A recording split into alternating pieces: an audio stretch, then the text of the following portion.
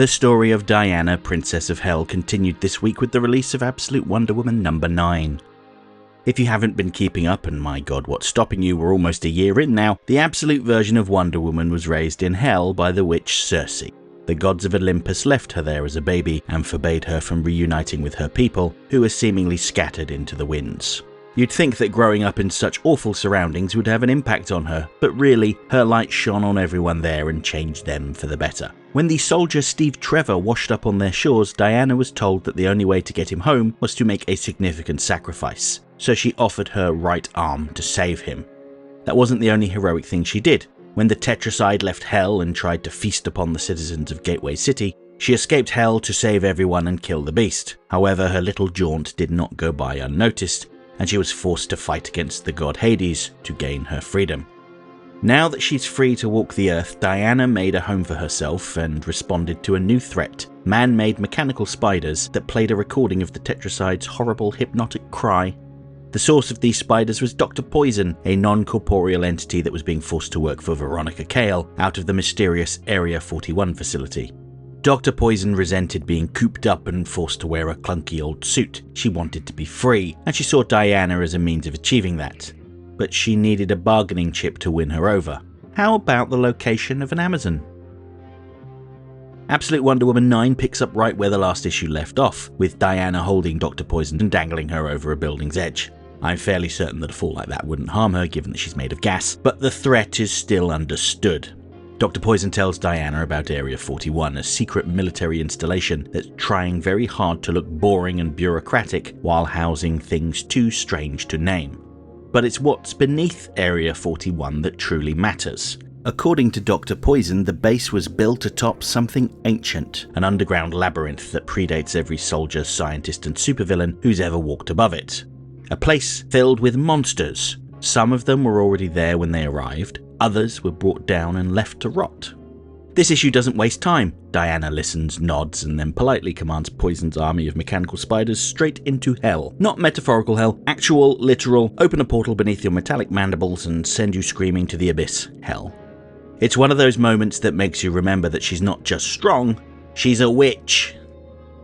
Steve Trevor, ever the sensible soldier, warns Diana not to enter the maze. He says it's too dangerous and that the risks are too great. But Diana is not someone who flinches from the unknown. She's someone who walks into it, shoulders square and eyes open. Because the truth isn't something to be feared, it's something to be faced.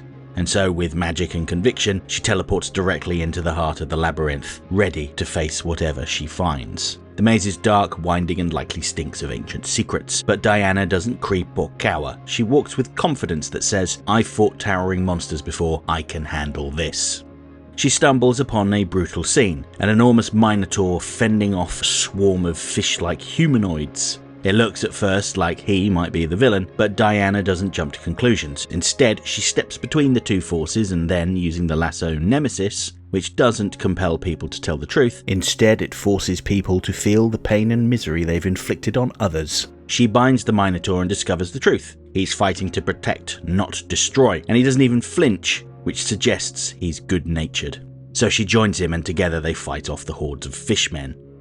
The Minotaur introduces himself as Ferdinand, though long-time fans will already know that name. In the mainline DC universe, he's been one of Diana's closest companions, her friend, chef, and confidant. Although I called him a Minotaur, but that's not really accurate. He's not from Minos, he's from Kythera, which makes him a Kythotaur, technically. And the Absolute Ferdinand is similarly kind-hearted. While he has been in this maze for a long time, he says he's always been there, he's currently guarding someone he's sworn to protect, a young siren named Petra. Sirens, as the myth tells us, are deadly creatures. They lure men to their doom with promises of love, safety, or dreams too sweet to resist. A little bit like the Tetracide. But Diana doesn't judge, she doesn't assume, she just listens. That's what makes her different from the others. She believes people should be seen for who they are, not what they are. Diana asks Ferdinand if he knows of any Amazons in this maze, and he tells her of Clea, who many people call an Amazon, but Ferdinand has his doubts. Yes, she is strong like an Amazon, but she's cruel. Diana doesn't have to wait long to find out more as they turn a corner and come face to face with Clea, or should I say, Queen Clea. Queen Clea is a relic in more ways than one. Firstly, she's a deep cut from the golden age of comics that most people wouldn't recognise, even if she was holding a trident to their throat, which in this case she definitely is.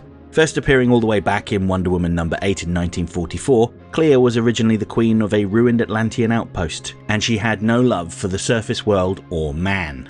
Clea is powerful in every way the sea can be, crushing, unrelenting, and unfathomable. Her skin is tougher than steel, forged to withstand the pressure of the deep. She can breathe air and water, wields a magical trident like it's an extension of her will, and commands a strength that can match Diana blow for blow.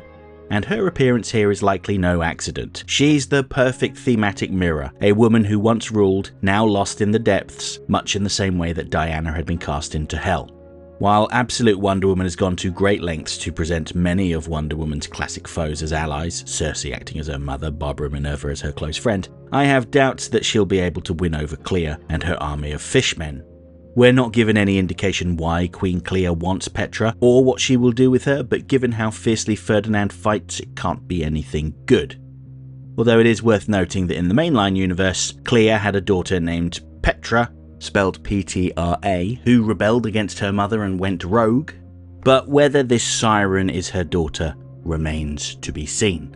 I guess we will find out next time. Absolute Wonder Woman 9 is available now from all good comic shops. If you are based in the UK and don't have a comic shop near you, then you might want to use my affiliate link with the UK's biggest comic book retailer, Forbidden Planet. I have included a link in the pinned comment on this video. Alternatively, if the idea of hoarding a collection of comic books fills you with dread, I just bought a complete run of Jonah Hex comics and have nowhere to put them. You may want to try getting a digital copy of the issue from Amazon. I also have an affiliate link with them, which you could use to help my channel out. This is also included in the pinned comment. To those that have read the issue, what did you think?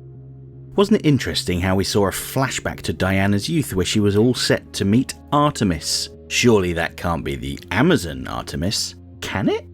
We didn't get much insight into what Dr. Poison wanted in return for this information, other than to be allowed to leave unharmed.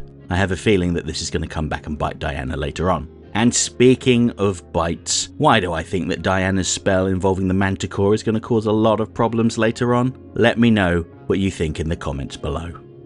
Next week I'll be talking about Absolute Green Lantern 4, where it sounds like Joe and Hal's attempt at freeing the town of Evergreen from Abin Sur is going to go very wrong. Hope to see you then.